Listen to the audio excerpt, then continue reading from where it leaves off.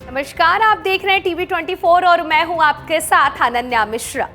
लोकसभा चुनाव इसके आने के पहले सभी राजनीति पार्टियां अपनी अपनी तैयारी में जुटी हुई हैं। ऐसे में बीजेपी का इस बार का जो लक्ष्य है वो है सभी राज्यों के सभी लोकसभा सीटों पर अपना कब्जा करना, यानी कि जीत हासिल करना। ऐसे में बीजेपी कोई कसर नहीं छोड़ने वाली है जिससे कि उसे हार का सामना करना पड़े। ऐसे में आर्टिकल 370 हटने के बाद पहली बार देश के प्रधानमंत्री जम्मू कश्मीर आज गए हुए हैं। कई करोड़ परियोजनाओं का शिलान्यास भी उन्होंने किया है। साथ ही साथ आपको बताते चले कि आज श्रीनगर में कश्मीरी नागरिकों को संबोधित भी उन्होंने किया। इस दौरान विपक्ष पर करारा वार भी किया। उन्होंने कहा कि आर्टिकल 370 के नाम पर कुछ राजनीतिक परिवार हमेशा फायदा उठाते रहे हैं और कांग्रेस गुमराह करती रही है। पीएम मोदी ने कहा, धरती के स्वर्ग में आने का यह एहसास अद्वितीय है। इसने जम्मू कश्मीर का इंतजार हमें दशकों से था। उन्होंने ये भी कहा कि कश्मीरी नागरिकों से कि मोदी कश्मीरियों के प्यार के उस कर्ज को चुकाने में कोई भी कोर कसर नहीं छोड़ेगा। 2014 के बाद मैं जब भी आया मैंने यही कहा कि मैं ये मेहनत आपका दिल जीतने के लिए कर रहा हूं और मैं दिनों दिन देख रहा हूं कि आपका दिल जीतने की सही दिशा में मैं जाता जा रहा हूं। साथ ही साथ मोदी ने यह भी कहा कि यहाँ की झीलों में जगह जगह कमल देखने को मिलते हैं। 50 साल पहले बने जम्मू कश्मीर क्रिकेट एसोसिएशन के लोगों में भी कमल है।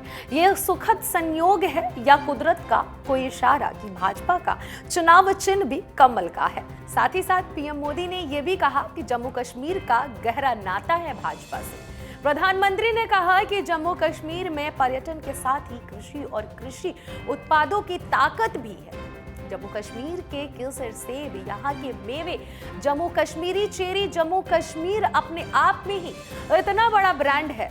जब नेक इरादे हो, संकल्प को सिद्ध करने का जज्बा हो तो फिर नतीजे भी मिलते हैं। पूरी दुनिया ने देखा है कि कैसे यहाँ जम्मू कश्मीर में G20 का शानदार आयोजन हुआ। आज यहाँ जम्मू कश्मीर में पर्यटन के सारे रिकॉर्ड टूट गए हैं। अकेले 2023 में ही 2 करोड़ से ज्यादा पर्यटक यहाँ आए हैं। वहीं अब इसके साथ ही आपको बता दें कि इससे पहले पीएम मोदी ने जम्मू कश्मीर के युवाओं उद्यमियों से भी बातचीत की। उन्होंने कहा, एक शहद का बिजनेस करने वाले युवा और बेकरी का बिजनेस करने वाली एक युवती से बात की। साथ ही साथ बख्शी स्टेडियम में जनसभा को संबोधित करने से पहले प्रधानमंत्री नरेंद्र मोदी ने 6400 करोड़ परियोजनाओं की कई विकास परियोजनाओं का अनावरण किया। पीएम मोदी के दौरे से पहले सिक्योरिटी को ध्यान में रखते हुए श्रीनगर में छोटी सड़कों को भी सील कर दिया गया है। वहीं 24 घंटे पहले से ही स्टेडियम के बाहर बैरिकेडिंग कर दी गई। कश्मीर में इतनी बड़ी जनसभा हॉल फिलहाल में नहीं कभी देखने को मिली थी जितना पीएम मोदी की इस यात्रा के मद्देनजर श्रीनगर शहर में ड्रोन और क्वाडकॉप्टर की उड़ान पर अस्थायी रूप से बैन लगा दिया गया है।